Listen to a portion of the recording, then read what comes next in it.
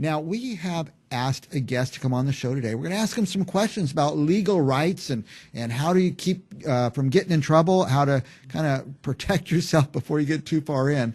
Our guest is Naser. What's your last name, Naser? Nekumanesh. I should remember that. Now, you're down the T.W. Patterson building downtown Fresno. Yeah, right there on the third floor. And we're just talking about, if you're guilty of something, you're probably going to be found guilty, but you have inherent rights from our Constitution, et cetera, that, you don't have to incriminate yourself.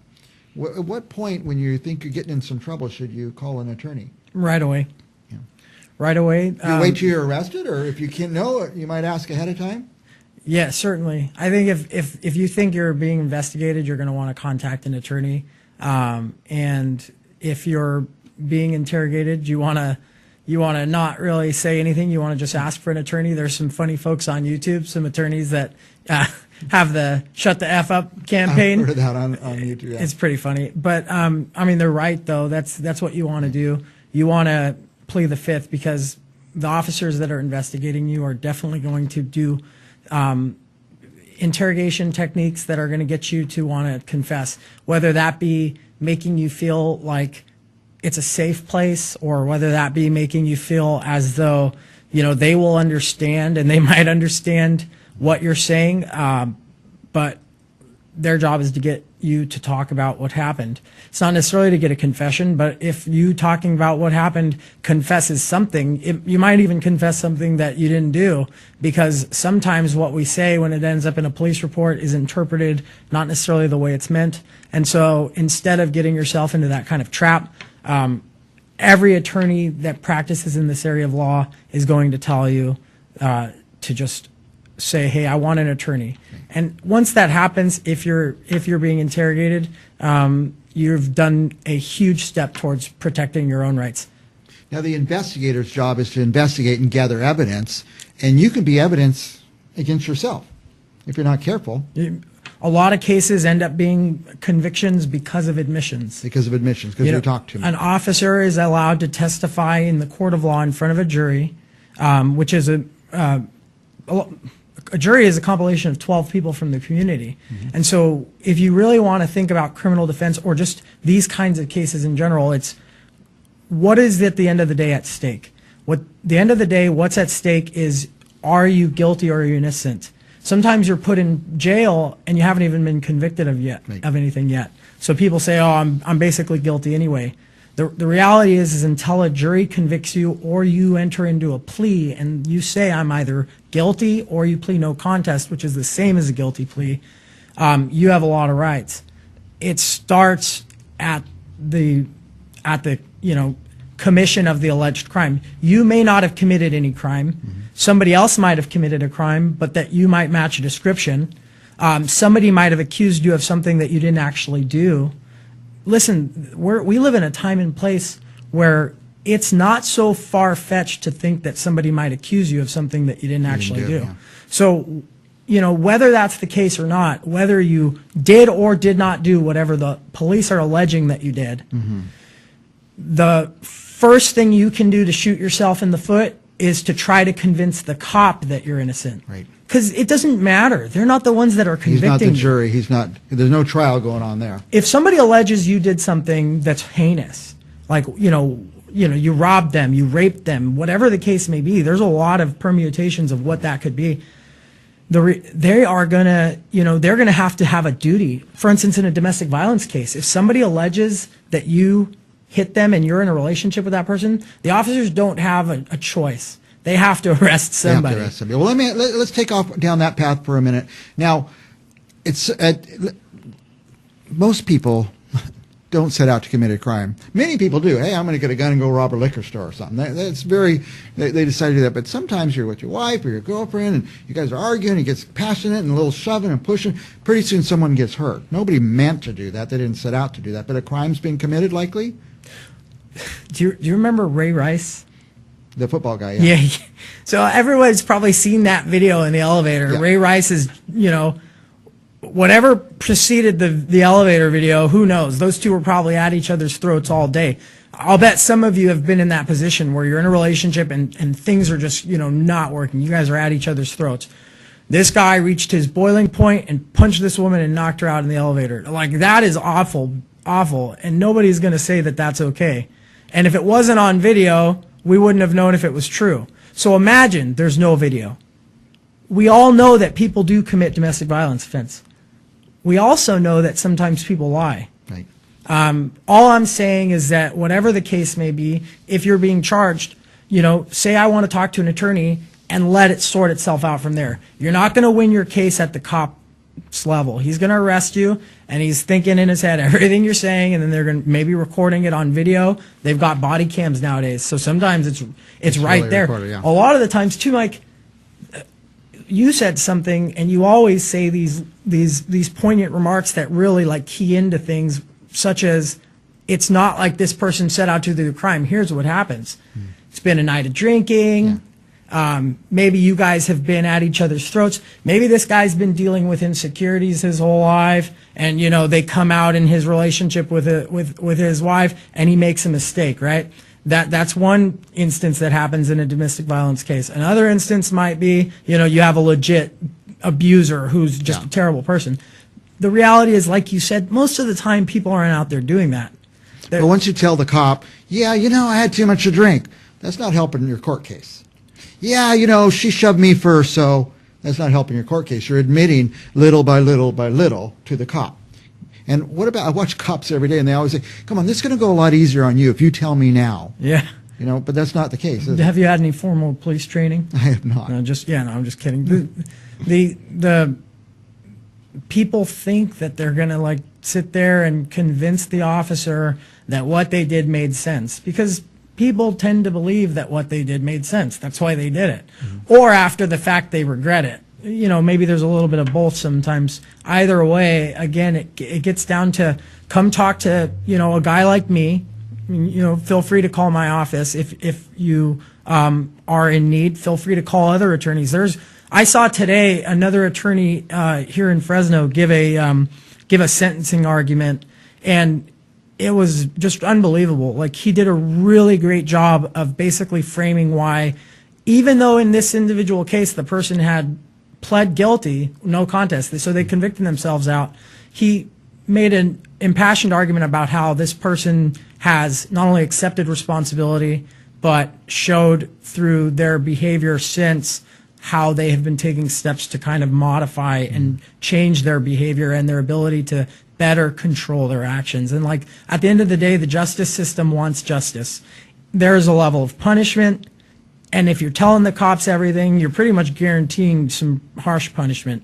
If you come and talk to an attorney, then you guys can, work out some kind of plan in how to handle the case. This individual attorney got a pretty good resolution. The person still spent some time in jail, but they're not going to go to prison. Nice. And felony domestic violence case that resulted in not a serious injury, but some stitches. I mean, that's considered serious under the law, but in my mind, serious injury might be a little more than in this particular case. Without getting into the facts, I'd like to kind of talk to these folks, if it's okay, about because I find that people have no idea what happens if they're charged with a crime past the cop point. Yeah, I mean, I guess you go to jail and we see people walk into the jail on TV, but we don't know what happens after that. Yeah. Some of them are stuck in jail for a long time while they fight the case. They can't bail out. They can't bail out, right. Either they don't have the money to bail out. Sometimes the bail can be pretty high. We can do motions. There's a case called Humphreys that'll allow us to look at an individual's income, will allow us to look at their ability to pay. Also, there's other considerations that the court will consider. Are you a flight risk? Have you ever had any failures to appear in court before? Do you present yourself as a risk to society today as you stand? You're going to go out and beat someone else up or rob another liquor store? If I'm a judge, I'm not, sorry to interrupt you, that was rude. I'm not, if I'm a judge, I'm not going to let you out if I think you're going to, go rob a liquor store, obviously. If you can't get out on bail, then you're stuck. If you can get out on bail, you're still stuck fighting the case. People go to court, and for instance, on an arraignment date, which is where you learn what the charges are. You think you know what the charges are because the cops told you, right? But in actuality, the district attorney is the one that's going to be responsible for filing the charges. They're going to look at the police report, and they're going to pick essentially what the district attorney is doing is they know what the charges are, and they think, can I meet the elements of this offense? Not should I charge this thing necessarily. Sometimes DAs use their discretion. Maybe I should charge this as a misdemeanor, but for the most part, the government has the ability to just say, okay, does this meet the elements of, for instance, a criminal threat, which is a 422. It can be a wobbler, which means it can be a felony or a misdemeanor. A criminal threat essentially requires someone to make a threat that under the circumstances, the totality of the circumstances, relays to the listener an immediate threat of that execution. There's some more specific elements, but just for our purposes, that's what it is, right? So if it's a felony, it's a strike. Wow. That's a big deal. And a strike can double up future offenses. So if you're going to be imprisoned by, for instance, maybe 4 years, make it 8 years. So it's a serious thing. You're sitting there waiting. People come and they want to present all the evidence on the date of arraignment. Yeah. It's a waste of time. Just guilty, not guilty.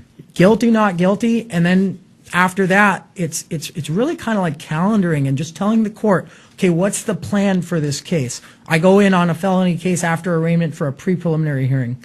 By then, maybe I've talked to the district attorney. I've gotten their first offer. That's an interesting thing because people seem to think, oh, the first offer is never the best offer. Sometimes that's true. Sometimes it's not true. Sometimes offers get worse. But let's say you want to have a case, you want to fight a case. You're eventually in a felony case going to go to what's called a preliminary hearing. So besides arraignment, there's a preliminary hearing before there's even a trial? That's right. Wow. A preliminary hearing is a hearing that you are entitled to, but also the people are entitled to.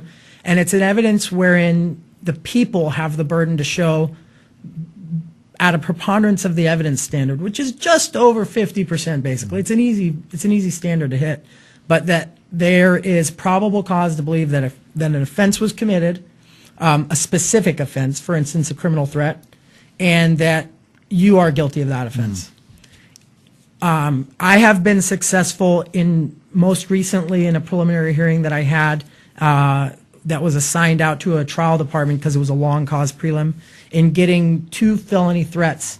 One was dismissed and one was reduced to a misdemeanor because the argument is either that there was no immediate prospect of execution, it wasn't so specific or obvious that it was going to be taken as a threat, or that it was just such a minor threat that it should be reduced to a misdemeanor. People need to realize that, and the reason I'm kind of drowning on is because one of the complaints I get is that when you say to me, I want to fight my case, you better be ready to dig in, because it's not like you just come to court and you have a trial. You got to go to the prelim. Then let's say you're held to answer on some of the charges at the prelim, meaning they found there's enough evidence to pursue you. 15 days later, you get arraigned on what's called an information.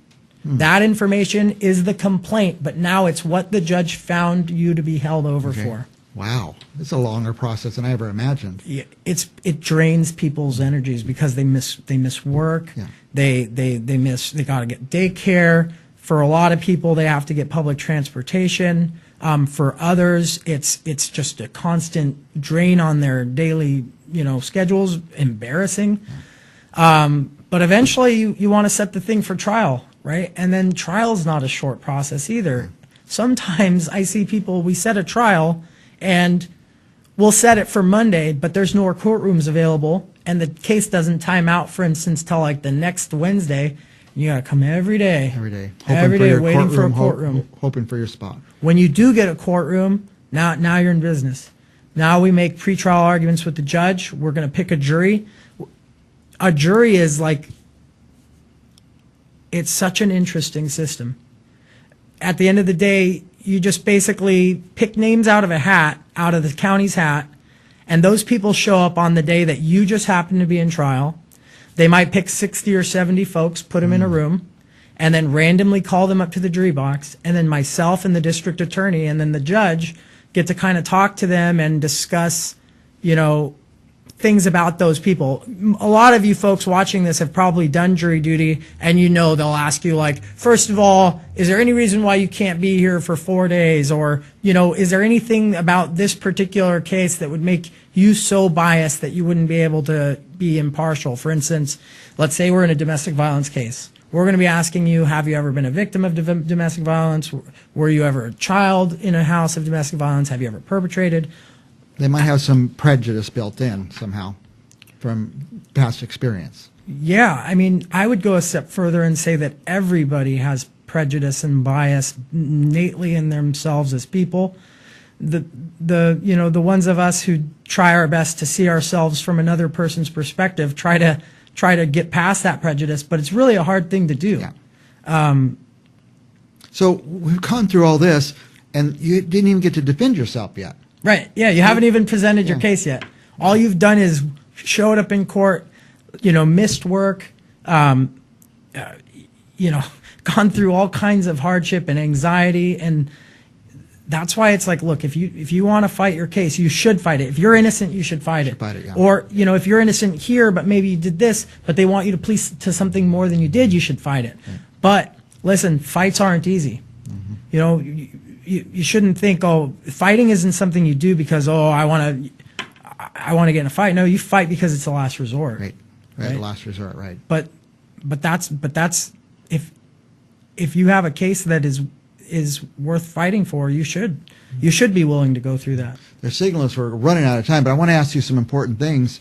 One is, it's free to call you. You think you can't afford an attorney, first call Naser and find out. Maybe you'll say, this is going to cost you a lot of money, or, hey, I think we get this taken care of pretty easy, or don't talk to this, or don't talk to that. Get some advice from Naser first thing is advice I would give, or any attorney, as you say. Call any attorney. But Naser is a great guy. I recommend him. Thank you. If you committed a crime, especially if you didn't commit a crime, let's just say if you're charged with a crime or going to be charged with a crime, get a hold of Naser right away. Now, and I just want to touch on this also, if maybe you do some accident work if somebody's in an accident.